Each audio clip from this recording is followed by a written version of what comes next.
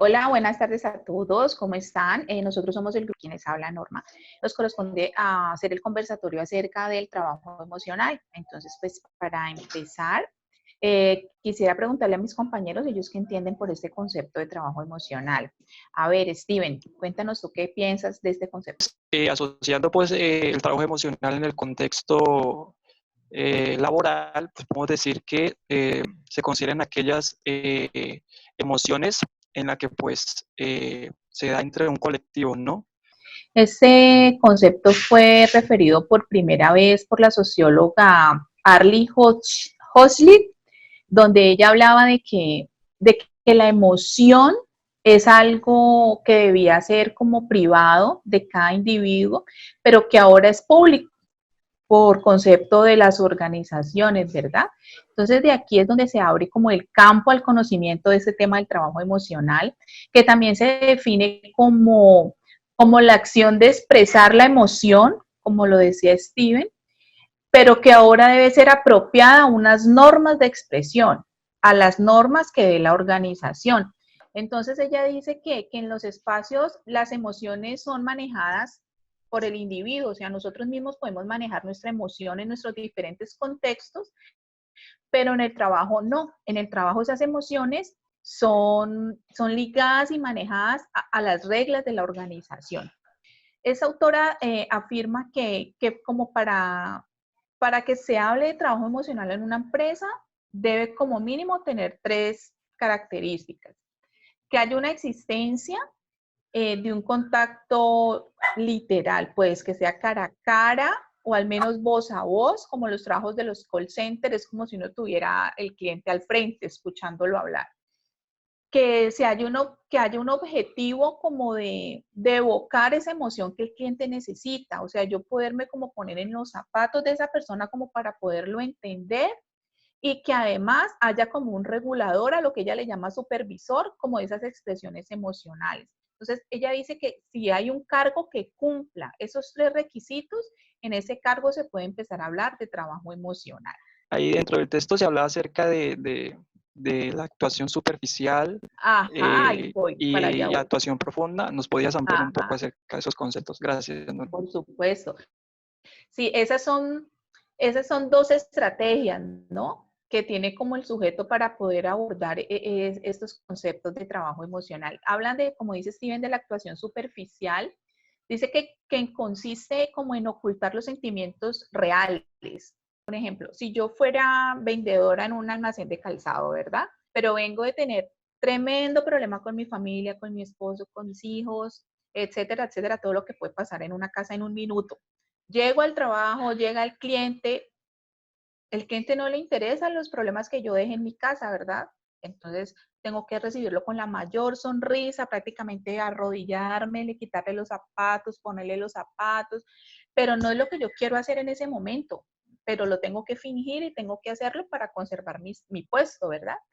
Y bueno, entonces ese es un ejemplo muy coloquial acerca de eso. Ya la actuación profunda es cuando nosotros sí involucramos el sentimiento en ese trabajo emocional en el momento. Normita, adicional quería agregar a lo que tú estás hablando que finalmente esto es un factor de riesgo psicosocial y lo que buscamos con el trabajo emocional Sí, es claro. encontrar lo negativo para prevenir un daño psicológico al trabajador y pues a la persona. Lo que tú estabas hablando ahorita del ejemplo coloquial de uno no sabe qué pasa en la casa y cómo tiene que presentarse en su sitio de trabajo. Entonces, una de las Así es. críticas que se desarrollaron a este trabajo emocional es como la limitación precisamente como de poder explicar el proceso de las emociones de verdad. O sea, porque solo se limitaban a cliente, trabajador. Entonces, ¿dónde quedan el resto de las emociones del individuo, de la persona? O sea, ¿solo se centra en la emoción que pueda generar un empleado en una organización? No. Entonces, por eso ellos empezaron a ver un poco más allá de esa situación y entonces por eso ahora la sociología y la psicología y muchas otras ciencias se preocupan como por ahondar más en ese concepto de trabajo emocional. Esto ha llevado a que este trabajo emocional haya sido causa de interés ya de la psicología y de la sociología y de muchas otras ciencias. Entonces, no solo verlo como desde el campo organizacional, sino de todo el contexto del individuo. Algo muy importante que quiero resaltar es la teoría del conflicto del rol y la identidad. Como tú decías, esto puede generar una confusión, ¿sí? Porque realmente me estoy comportando como no soy, ¿sí? Realmente esto puede generar ese tipo de percepción y esto puede generar cierto tipo de disfunción emocional, ¿no? Que es cuando de pronto no se logra encontrar como esa sincronía entre las emociones y aquellas prescritas por el rol por el rol desencadenante en los procesos pues, de trabajo. Es decir, me estoy expresando de una manera como de pronto o sea, no espero hacerla, ¿sí?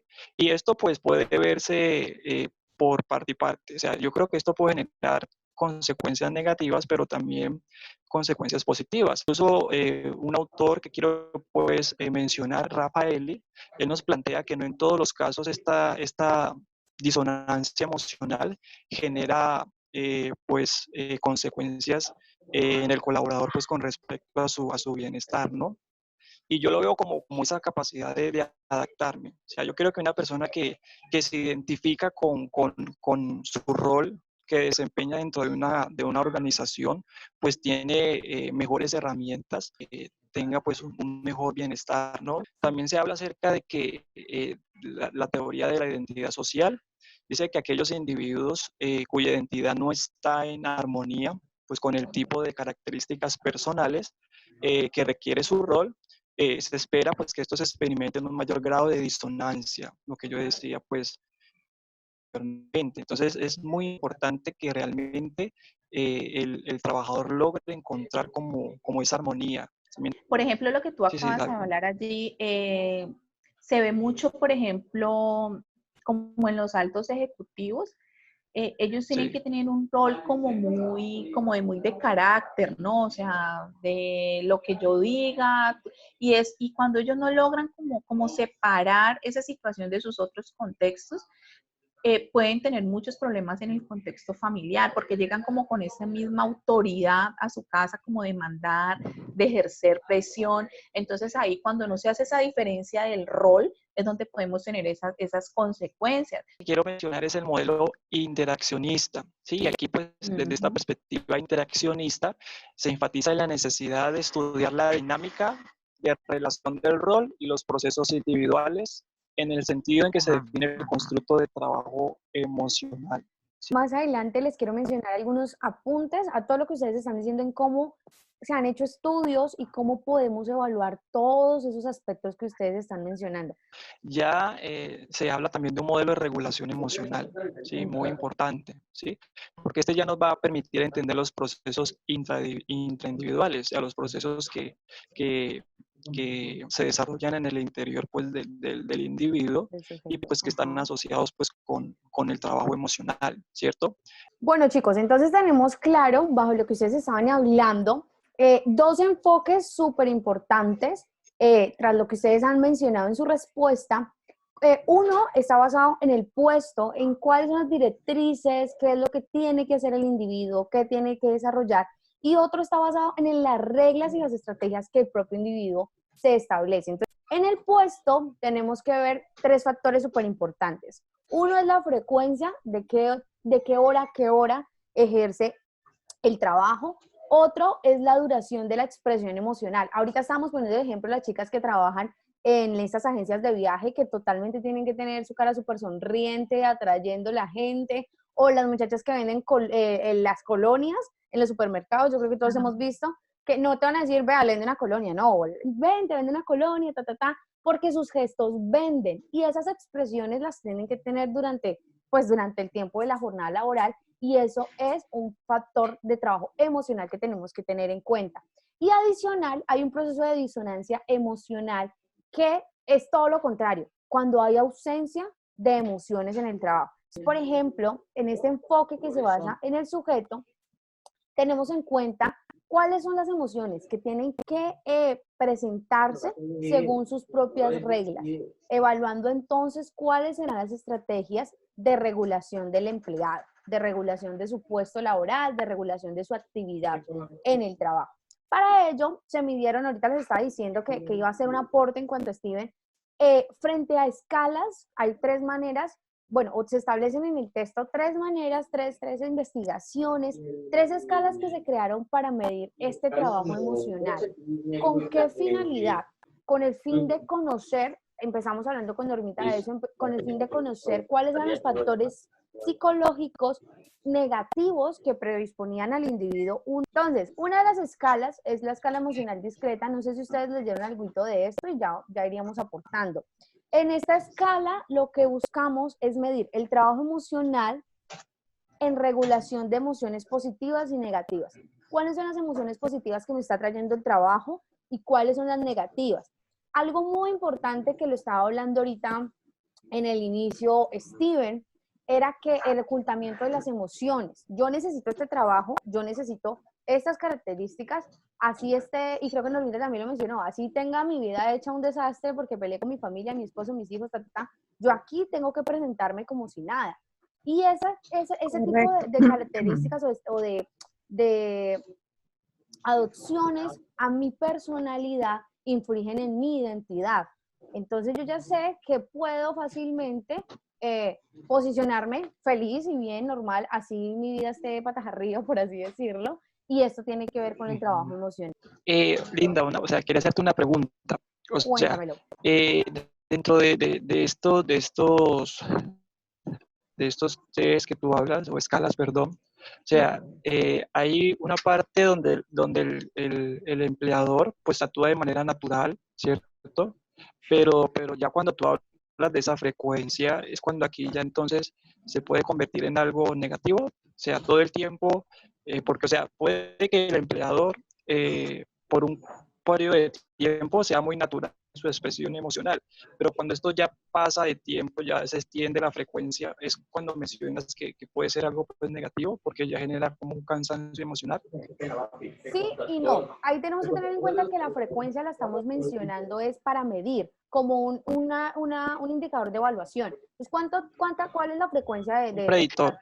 Exactamente. Entonces, claro, si Okay. tenemos mayor frecuencia, si los indicadores en el sujeto, en el puesto del sujeto, me dan mayor frecuencia, pues seguramente me va a dar una respuesta un poco más negativa.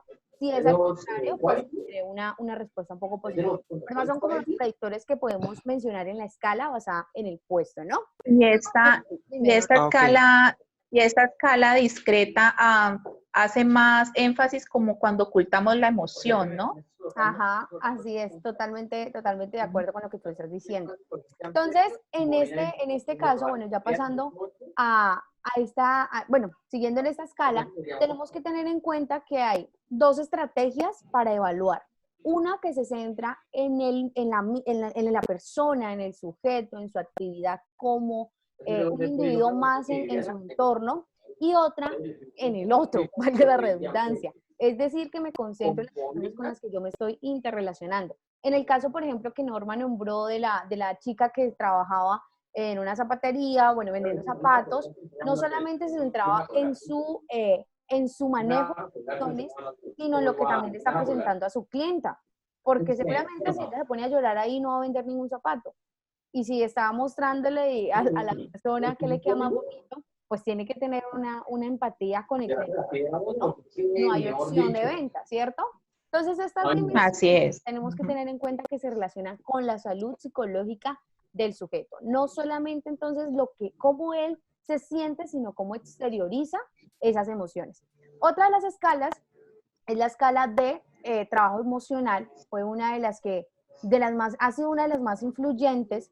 Y en esta escala trabajamos bajo dos perspectivas, o sea, se trabajan bajo dos perspectivas.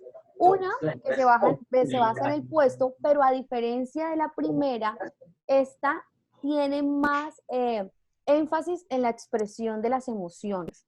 Y la otra tiene que ver con una perspectiva individual donde podemos distinguir qué tanto está fingiendo el individuo para abarcar este puesto. El profesor finalmente sí tiene que tener una empatía con sus estudiantes, pero no todo el tiempo tiene que estar sonriente y no todo el tiempo tiene que estar súper feliz y súper enérgico. Entonces, sí, claro, hay que saber en qué momento uno proyecta, ¿no?, las emociones. Exactamente. Y más si son emociones negativas, ¿no?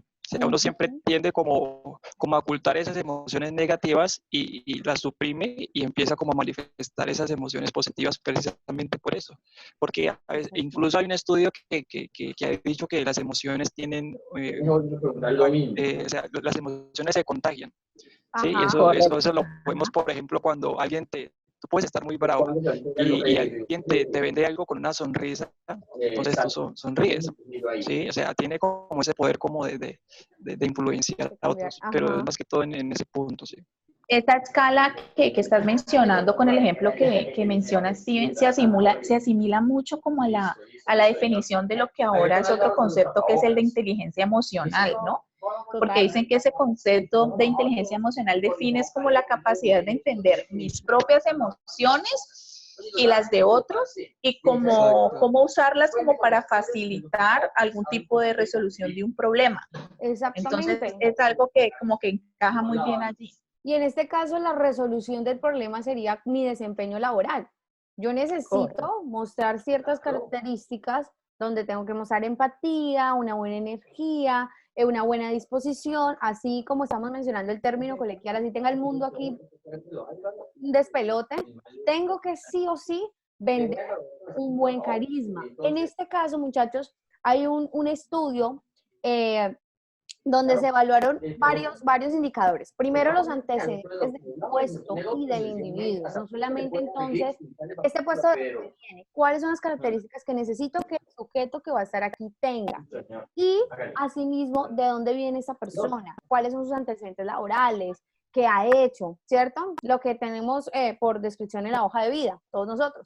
Referente a cuando ya tenemos una afección negativa, cuando ya estamos viendo que una alteración en la identidad, lo que mencionaba ahorita Steven, cuando estamos viendo que ya ese factor psicofisiológico o más bien psicológico como tal, tiene afecciones más en nuestro entorno, que ya no solamente es en el trabajo, sino en nuestra familia, en lo social. Entonces hay una cantidad de aspectos que permiten evaluar con esas escalas el trabajo emocional en relación a aspectos positivos. Tenemos que buscar siempre el bienestar para el individuo. Cuando algo no está molestando, cuando algo nos está chillando, es ahí donde el psicólogo organizacional tiene que prestar mucha atención. Bueno, chicos, yo no sé si queremos hacer entremos a concluir. No sé si quieren dar una Ajá. conclusión del tema que no sé, ha enseñado. Si Normita también lo quiere hacer. Y bueno, vamos entrando entonces a las Por conclusiones. ejemplo, con esto que acabamos de cerrar allí, donde decimos que tanto mi emoción afecta a la empresa como todo lo demás, entonces podemos concluir que el concepto de trabajo emocional no es solo a nivel organizacional, de ninguna manera. El trabajo emocional, como lo mencionamos ahora, con la inteligencia emocional, pasa a ser un concepto que afecta absolutamente todo el contexto del individuo. O sea, el trabajo emocional siempre va a generar un desgaste, ¿sí? Un desgaste emocional, ¿sí? Y es importante que el colaborador cobre como ánimo, como cuando uno carga baterías, ¿no? O sea, uno tuvo un trabajo donde muy emotivo y es importante hacer como ese proceso, o sea, transmitir todo eso del día, es importante transmitirlo, porque muchas veces a veces interfieren, o sea, esas emociones que de pronto viví en mi ola laboral se transfieren en el contexto familiar, como decía, por ejemplo, Norma, ¿cierto? Ella decía, tuve un mal día con mi familia y entonces transfiero esas emociones negativas al colaborador o viceversa. Tuve un mal día en el trabajo y entonces transfiero todas esas emociones al contexto Entonces, de como trabajar. tal, aquí yo puedo aportar que el componente educativo para nuestro papel como psicólogos es muy importante, porque necesitamos también Total. explicarle a las personas que es necesario poner límites, que es necesario también crear, aquí es mi casa, aquí es mi trabajo, porque no voy a afectar como tal mi entorno laboral, pero tampoco va a afectar mi relación personal con mi familia, porque en el trabajo puedo tener problemas y presentar un montón de problemas en mi casa y mis hijos no tienen la culpa de la cantidad de problemas, de dificultades que traigo yo en mi cabeza, en mi puesto, o por culpa, voy a decir por culpa, aunque no es el término correcto, pero sí como consecuencia de mi ejercicio laboral. Entonces, muchachos, ya para terminar y dar finalidad a este trabajo, es muy importante las estrategias que como individuos formemos en la limitación y las reglas que tengamos en el trabajo emocional. Es claro que tenemos predisposición negativa y positiva. Y depende de nosotros cómo podamos hacer esa adopción y el abordaje de las situaciones. Bueno, Steven se nos fue en este momento, pero ya Sí, justo terminando. sí, ya vamos finalizando. Bueno, esperamos entonces que haya sido pues de agrado primero que todo y que les haya servido como para entender un poco más lo que es realmente el concepto de trabajo emocional, que no es nada superficial, es bastante profundo. Hasta luego, chao Normita, que estés Chao, muy bien. chao. Dale, chao.